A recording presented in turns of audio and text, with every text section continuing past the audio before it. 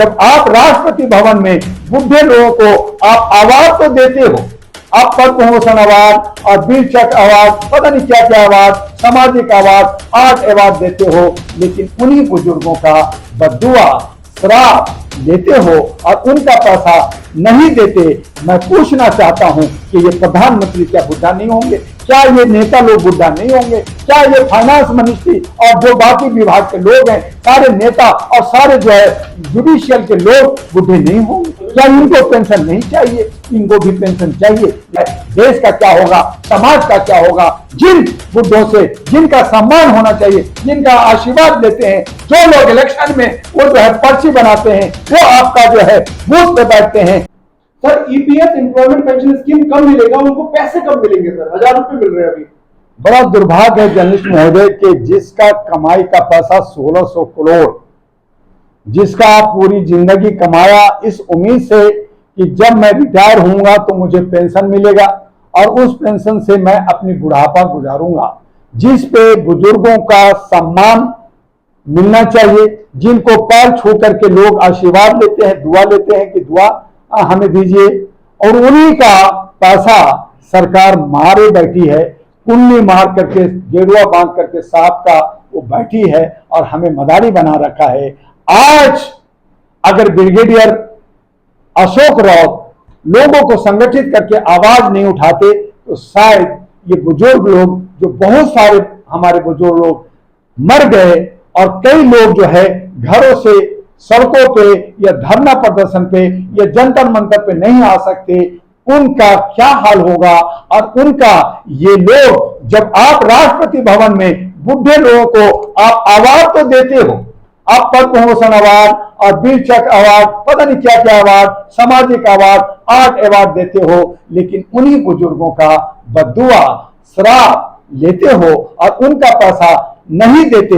मैं पूछना चाहता हूं कि ये प्रधानमंत्री क्या बुढ़ा नहीं होंगे? क्या ये नेता लोग बुढ़ा नहीं होंगे? क्या ये फाइनेंस मिनिस्ट्री और जो बाकी विभाग के लोग हैं, सारे नेता और सारे जो है जुडिशियल के लोग बुढ़े नहीं होंगे? क्या इनको पेंशन नहीं चाहिए? इनको भी पेंशन चाहिए, लेकिन इन्होंने लूट करके घर भर रखा है। और इसीलिए पार्लियामेंट के अंदर राहुल गांधी ने कहा कि 5% लोग हमारे 141 करोड़ की प्रॉपर्टी और संपदा और दौलत समेट के रखे हुए हैं और बाकी लोग तड़प तड़प के मर रहे हैं। हमारे जो बुजुर्ग लोग, जिनको घरों से उनके बेटा, उनकी बहुएं उनको वृद्धाश्रम में भेज देते हैं, उनको रहने का घर और ठिकाना नहीं है, वो जाके कहीं सड़क पे बैठे होते हैं, कहीं पे उनको बीड़ी पीना होता है, चाय पीना होता है, उनके पास पैसा नहीं होता है, वो बच्चे खिलाते हैं। और ऐसी सूरत में जब आप उनके अपने पैसे ईपीएस 95 का उनका पैसा बनता है, वो अगर नहीं दोगे तो ये अन्याय है।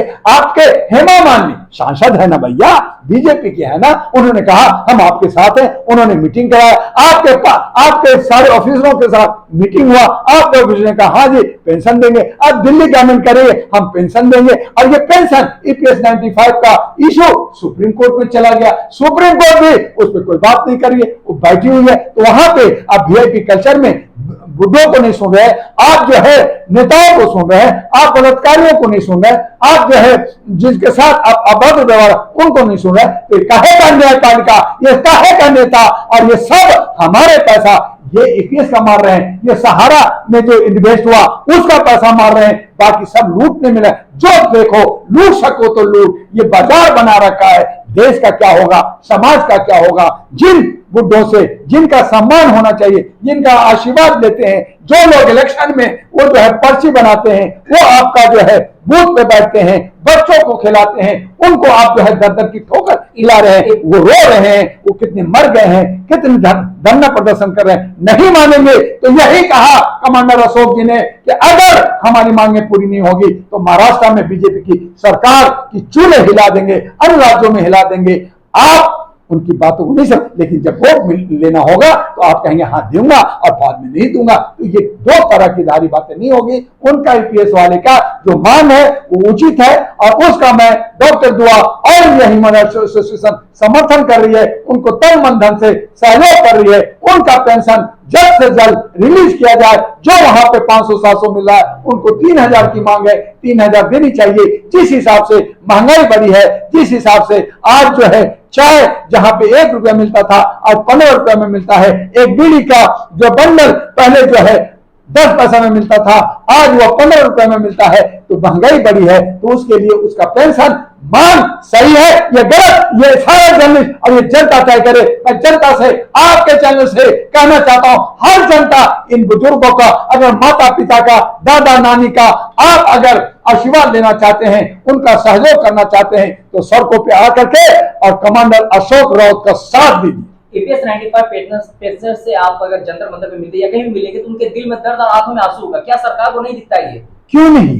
वो बेचारे कितने बुजुर्ग तो मर गए, क्योंकि घर से जा नहीं सकते, वो जो है बीमार रहते हैं, खांसते रहते हैं, बेड पे पड़े रहते हैं। वहां पे बेटी और बहू जो है और उसका बेटा जो है उनको जो है वृद्धाश्रम में भेज देता है। वो दर्द उनको है कि पूरी जवानी उन्होंने कमाया इस आस से कि मुझे बुढ़ापा मैं सुख और शांति से जीऊंगा, वो रो रहे हैं, उनको आंखों से आंसू आ रहा है। और ये सारे कुकरमुत्ते भेड़ियों को जरा सा भी शर्म नहीं आ रहा, जरा सा भी दया नहीं आ रहा है। तो इस हालत में हम चाहेंगे कि उनका EPS 95 का जो मांग है उसको जल्द मान लिया जाए। सरकार का नहीं बल्कि उन सब का पैसा है और उनका पैसा, उनका हक मिलना चाहिए। आज बैंकों के अंदर 250 करोड़ से ज्यादा जो डेट अमाउंट है वो पड़ा हुआ है। बैंक के अंदर प्राइम मिनिस्टर के रिलीफ फंड में पड़ा है, आपका इलेक्ट्रो फंड में पड़ा है। बैंकों के अंदर 2% जो सोशल मीडिया में खर्च होता है इनकम का वो पड़ा है। आपके पास पैसे की कमी नहीं है, लेकिन आपकी नीयत गलत है। कहीं ना कहीं उस पैसे का आप इलेक्शन में अपना चेहरा के प्रचार प्रसार में नेता लोग खर्च कर रहे हैं, उस पर रोक लगना चाहिए। सरकारी खर्चा जो आप जो बेचाहा था करोड़ों अरबों रुपया खर्च कर रहे हैं उस पर 75% की कटौती होनी चाहिए। और हमारे बुजुर्गों का EPS का पेंशन, बच्चों की पढ़ाई, महिलाओं के सशक्तिकरण और महिलाओं की सुरक्षा पे खर्च होना चाहिए, यह हमारी मांग है।